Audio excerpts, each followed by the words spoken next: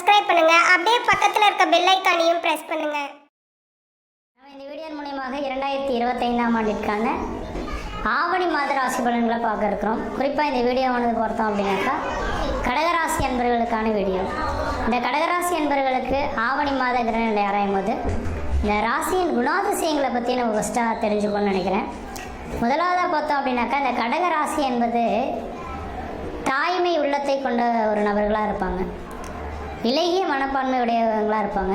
மற்றவங்களுக்கு ஏதாவது ஒரு சில கஷ்டங்கள் நடந்தால் தன் வாழ்க்கையில் நடைபெற்ற மாதிரி இவங்க அதை நினச்சி ரொம்ப நாள் ஃபீல் பண்ணக்கூடிய ஒரு நபர்களாக இருந்துகிட்ருப்பாங்க. அப்போ இந்த சந்திரன் அப்படின்றது மனதுக்காரகன் அப்படின்ற ஒரு காரணத்தினாலையும், சந்திரன் அப்படின்றது பார்த்திங்கன்னா தாய்மை உள்ளத்தை குறிக்கக்கூடிய கிரகம் அப்படின்றனால எப்பொழுதுமே இவங்க தனக்குன்ற ஒரு சில விஷயங்களை தேடி வச்சுக்கிறதுல சிறப்பான ஒரு நபர்களாக இருப்பாங்க. அதே நேரத்தில் தாய்மை உள்ளனா இவங்களுக்கு நிகர் இவங்க தான் அப்படின்ற சொல்லக்கூடிய அமைப்புங்க. தனக்கு வேணும்னு ஆசைப்பட மாட்டாங்க. தன்னை சுற்றி இருக்கக்கூடிய நபர்கள், தாய் தன் பிள்ளையை எப்படி பாதுகாத்து கொள்வாங்களோ அதேபோல் சமுதாயத்தில் இருக்கக்கூடிய மக்கள்களையும் அதே போல் பாவித்து நடக்கக்கூடிய ஒரு நபர்கள் யாருனாக்கா இந்த கடகராசி அன்பர்களாக இருந்துகிட்ருப்பாங்கன்றீங்க. ஆனால் இப்படிப்பட்ட இந்த கடகராசி அன்பர்களுக்கு கடந்த கால நிகழ்வுகள் அந்தளவுக்கு சிறப்பான அமைப்புகளாக இல்லை. கடந்த கால அமைப்புகள் அப்படின்னாக்கா கடந்த ஒரு 3 வருட காலமே சிறப்பான அமைப்புகளாக இல்லைன்னு தான் சொல்லணும். மிகப்பெரிய சோதனைக்கான காலகட்டங்கள், வறுமைக்கான காலகட்டங்கள், கடனுக்கான காலகட்டங்கள், பொருளாதார ரீதியான தடைகள், குடும்ப ரீதியான பிரச்சனைகள், வம்பு வழக்குகள், சட்ட சிக்கல்கள், கடன் தொந்தரவுகள் சந்திக்கக்கூடிய காலகட்டங்களாக உருவெடுத்திருக்கும். காரணம் என்ன அப்படின்னு கேட்டிங்கனாக்கா இந்த கடகராசி அன்பர்களின் வாழ்க்கையில் 7.5 சனி, அஷ்டம சனி காலகட்டங்கள் நடந்ததுனால மன அழுத்தங்கள் பெரிய லெவலில் பாதிப்பை கொடுத்துருக்குன்றீங்க. மன ரீதியாக கூட குழப்பம் அடைந்த நபர்களாக இந்த கடகராசி அன்பர்கள் இருந்திருப்பாங்க. ஆனால் அப்படிப்பட்ட இந்த கடகராசி அன்பர்களுக்கு கடந்த கால வாழ்க்கையை எண்ணி பார்க்க வேண்டாம். கடந்த மார்ச் மாதம் 29ஆம் தேதியிலிருந்து அஷ்டமச்சனி உங்களுக்கு விட்டு விலகிடுச்சு. இனிமேலுக்கு உங்களோட வாழ்க்கையில் ஏறுமுகத்துக்கான ஒரு காலகட்டம் தொடர ஆரம்பிச்சிருச்சு. ஆனால் அதுக்கு தகுந்த மாதிரி இந்த நேர காலங்களில் கிரக நிலைகளும் ஆடி மாதத்துக்கு பிறகு ராகு கேதுவின் பிடியிலிருந்து ஒவ்வொன்றா மீள போகுதுங்க.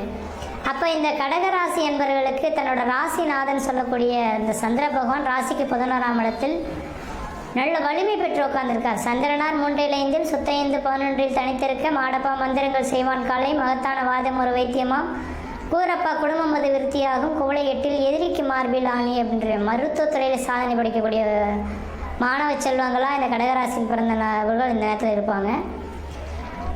எதிரிகளை வெல்லக்கூடிய ஒரு நபர்களாக இருப்பாங்க. இந்த நேர காலங்களில் குடும்பத்தில் ஒரு சுப நிகழ்வுகள் செய்யக்கூடிய ஒரு காலகட்டம் உருவாகும். இந்த நேர காலங்களில் பண வருவாய்கள் அதிகரிக்கக்கூடிய காலகட்டம் உருவாகும். கடன் பிரச்சனைகளுக்கு ஒரு முற்றுப்புள்ளி வைக்கக்கூடிய காலகட்டமாக இந்த மாத காலகட்டம் உங்களுக்கு இருக்க போகுதுங்க. அதனால் நீங்கள் கவலை கொள்ள வேண்டாம். இந்த கடகராசி என்பவர்களுக்கு இந்த மாத காலகட்டங்கள் ஒரு சாதகமான ஒரு சூழல்கள் நிறைந்த ஒரு காலகட்டமாக இருந்துகிட்ருக்கு. அடுத்தது பார்த்தோம் அப்படின்னாக்கா இந்த கடகராசிக்கு நிரந்தரமான வேலை வாய்ப்பு இல்லாமல் தடுமாறிட்டு இருக்காங்க. எனக்குன்ற ஒரு மனிதனுக்கு அழகு நிரந்தரமான வேலை வாய்ப்பு. நிரந்தரமான வேலை வாய்ப்பே இல்லை அப்படின்னாக்கா இந்த மனிதனுக்கு அந்த அளவுக்கு சாத்தியமாக இருக்குமா அப்படின்னாக்கா கண்டிப்பாக கிடையாதுங்க. அப்போ நிரந்தரமான வேலைவாய்ப்பு இல்லாத நபர்களுக்கு 11ஆம் இடத்துல சந்திரன் இருக்கனால உங்களோட தகுதிக்கும் திறமையும் அறிந்து உங்களுக்கு வேலை வாய்ப்புகள் கிடைக்கக்கூடிய ஒரு மாத காலகட்டமாக இந்த மாதம் உருவாக போகுது. அதனால் இந்த மாத காலகட்டம் வேலைவாய்ப்பு இந்த காலகட்டங்கள் பொருளாதார ரீதியான வளர்ச்சிகளை சந்திக்கக்கூடிய காலகட்டங்கள். அடுத்ததாக பார்த்தோம் அப்படின்னாக்கா இந்த நேர காலகட்டத்தில் ஊரை விட்டு வெளிநாட்டில் போய் வசிக்கக்கூடிய நபர்களுக்கு அந்த நாட்டு குடியுரிமை வாங்கி அங்கேயே செட்டில்ட் ஆகக்கூடிய காலகட்டம் உருவாயிடுச்சுங்க. ஏன்னா அவங்க ராசிக்கு 12ஆம் இடத்துல குரு சுக்கிரன் இணைந்து சுபகிரகங்கள் விட்டுருக்கிறத பார்க்க முடியுது. அப்போ சுபகிரகம்னு சொல்லக்கூடிய 2 கிரகமும் 12ஆம் இடத்தில் தொடர்புறதுனால வெளிநாடு வாழ்க்கை, வெளிநாட்டில் இருக்கக்கூடிய நபர்களுக்கு பேர் புகழ் கௌரவங்கள் சந்திக்கக்கூடிய காலகட்டம் உருவாகும். வியாபாரத்துறையில் கமிஷன் பேசிஸில் வேலை செய்யக்கூடிய நபர்களுக்கு அதனால் லாபங்கள் அதிகரிக்கக்கூடிய காலகட்டம் உருவாகும். அரசாங்கத்தினால் ஆதாயங்கள் பெறக்கூடிய ஒரு காலகட்டங்கள் உருவாக போகுதுங்க. அப்போ 4ஆம் அதிபதி 12ஆம் இடத்துல சுபகிரகத்தோட தொடர்பு பெற்றதுனால வீடு மனை வாசல் வண்டி வாகன யோகங்கள் வாங்கக்கூடிய யோகங்களும், பழமையான வண்டி வாகனங்கள் விட்டுட்டு புதுமையான வண்டி வாகனங்கள் வாங்கக்கூடிய யோகமும் உருவாகுங்க. அப்போ இந்த மாத காலங்களில் குடும்பாதிபதினு சொல்லக்கூடிய கிரகம் குடும்ப ஸ்தானத்தில் ஆட்சி பலம் பெற்று கேதுவுடன் இணைந்து இருக்கிறதுனால தனப்பிரச்சனைகளுக்கு ஒரு முற்றுப்புள்ளி வைக்கக்கூடிய காலகட்டங்கள், தனப்பிரச்சனையிலேருந்து மீண்டு வரக்கூடிய காலகட்டங்கள், பொருளாதார அபிவிருத்திகள் பெறக்கூடிய காலகட்டங்கள் உருவாகுங்க. இப்போ பொருளாதாரத்திலேருந்து ஒரு சங்கடமான சூழலிருந்து பண வருவாய்கள் அதிகரிக்கக்கூடிய காலகட்டமாக இந்த நேரம் வந்துட்டுருக்கு. அதே இந்த மாத காலகட்டமானது அந்த செப்டம்பர் மாதம், அதாவது ஆகஸ்ட் 17ஆம் தேதியிலிருந்து செப்டம்பர் 16 தேதி காலகட்டம் வரணும் ஆவணி மாத கிரகநிலைகள்.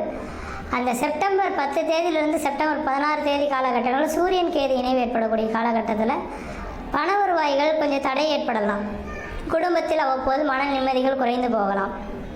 கணவன் மனைவிடையே ஒரு சில கருத்து வேறுபாடுகள் ஏற்படலாம். அப்போ அந்த நேரத்தில் கொஞ்சம் விட்டு கொடுத்து போகணுன்ற விதிங்க.